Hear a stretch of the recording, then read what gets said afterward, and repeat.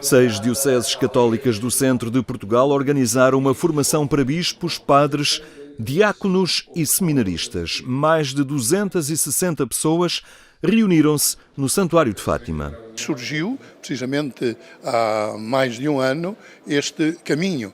Como é que poderíamos reunir os presbitérios e os bispos para olhar para o mundo de hoje, para as nossas igrejas particulares e a partir de uma reflexão em conjunto, de um todo, que é o querer do Espírito para o maior bem do povo de Deus, como é que nós podíamos encontrar pessoas que nos pudessem vir ajudar na abrangência daquilo que é, na verdade, a evangelização e as comunidades, na diversidade que temos de serem rurais, vilas e cidades, no centro do país, com características muito próprias. Procuramos fazer ao longo destes 3 dias aquilo que é a metodologia Ver, Julgar e Agir, procurando analisar o contexto, revisitar as primeiras comunidades e como é que foi a evangelização, a difusão do cristianismo e a consolidação do cristianismo e, posteriormente, também encontrar alguns caminhos, discernir alguns caminhos para a nossa pastoral. É uma circunstância que estimula os padres a participarem, porque temos sempre dificuldade na própria diocese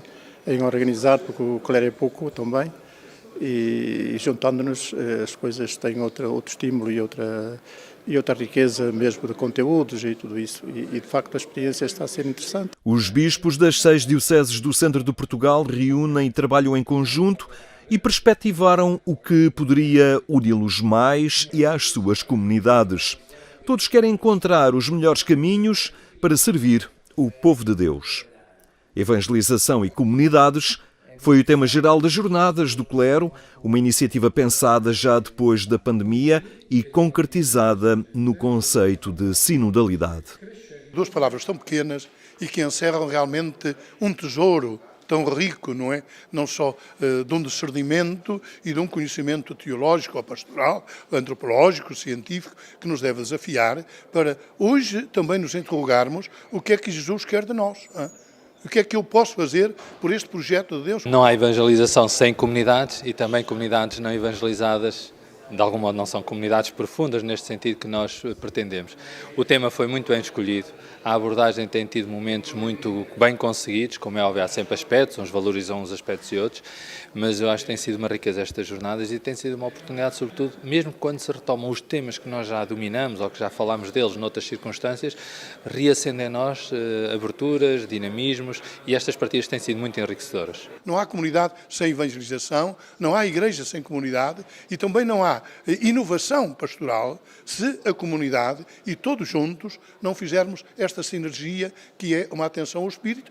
As dioceses de Aveiro, Coimbra, Guarda, Leiria Fátima, Porto Alegre, Castelo Branco e Viseu querem multiplicar a evangelização através de novas ferramentas, de novas formas e da presença, que é muito importante na proximidade, na escuta, no diálogo, que é o caminho sinodal.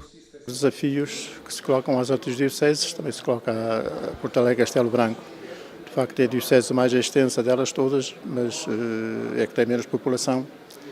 E a questão da pastoral é uma questão que nos preocupa imenso, como dar resposta. Como dizia o Papa Francisco, a pastoral foi sempre difícil. E hoje não é mais difícil. Hoje o que é diferente. Temos 61 sacerdotes mas já com as comunidades religiosas, que são 4 que temos lá na diocese, e um outro padre estrangeiro que veio e está. Mas a nível de sacerdotes estamos de facto pobres. Temos a riqueza de os leigos cada vez mais se comprometerem com a dinâmica da pastoral. Mas sempre como fazer a pastoral é que é o difícil.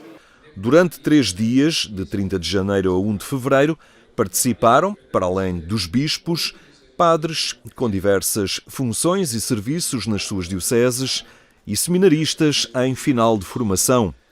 Rafael Oliveira, da Diocese de Aveiro, está no 6º ano do seminário em Lisboa, mas o trabalho pastoral aos fins de semana é na Paróquia da Glória, a Sé de Aveiro. Esta formação acaba por ser um complemento muito bom à nossa formação de seminário. Estando já na etapa final do seminário, já nos projeta para a frente, para aquilo que virá a ser a nossa missão pastoral.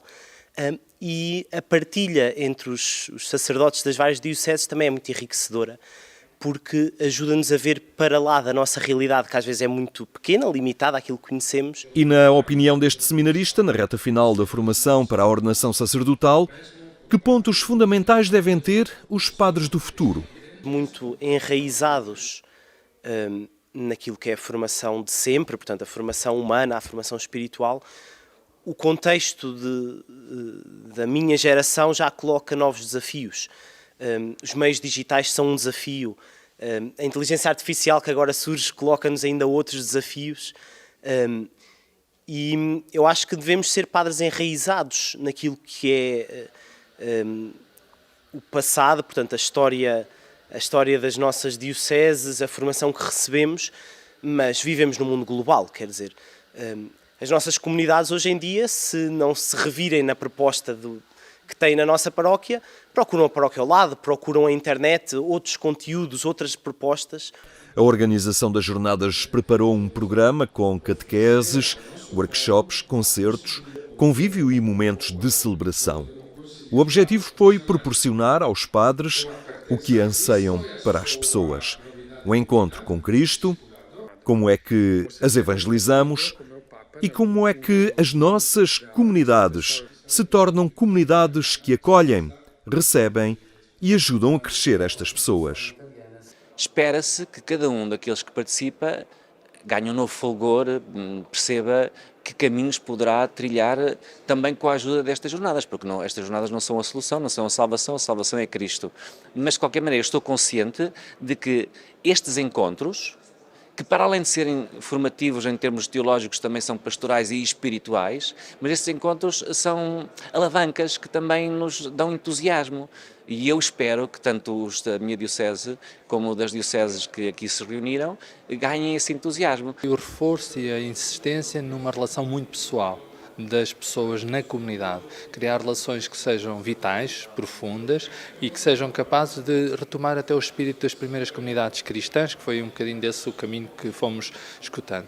Depois esta construção, a comunidade como um lugar de construção, devemos também dar essa dimensão da construção. Depois, por outro lado, esta questão da evangelização, pensar muito no contexto, o contexto cultural, o contexto das comunidades, o contexto da cultura que não é sequer pertence ainda da comunidade, mas que a comunidade toca todos os dias. A cultura também segue caminhos que às vezes nós próprios achamos que não são os melhores, mas como tocá-los. Um dos conferencistas, o padre Santiago, sacerdote espanhol, alertou para a importância da Igreja regressar aos espaços da vida cotidiana, sair das igrejas, capelas, salas e salões, e destacou a importância das famílias e o momento novo de evangelização da Igreja Católica na Europa. Esta es una de las cosas que hemos aprendido de la primera evangelización cuando no había estructuras cristianas.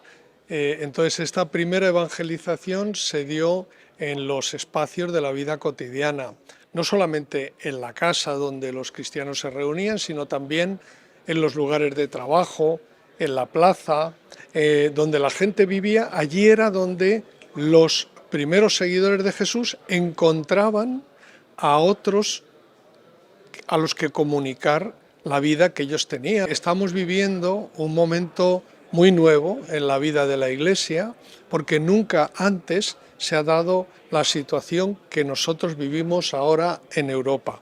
Y esta situación se caracteriza porque nosotros estamos anunciando el Evangelio en una sociedad que ya ha sido cristiana, pero ha querido dejar de serlo. Y eso es nuevo. Los primeros cristianos anunciaron el Evangelio en una sociedad que não era cristiana. Evangelização e comunidades, o grande tema das primeiras jornadas do clero, realizadas em conjunto pelas 6 dioceses do centro de Portugal. Na avaliação, os participantes foram convidados a sugerir se querem repetir esta iniciativa e qual a periodicidade.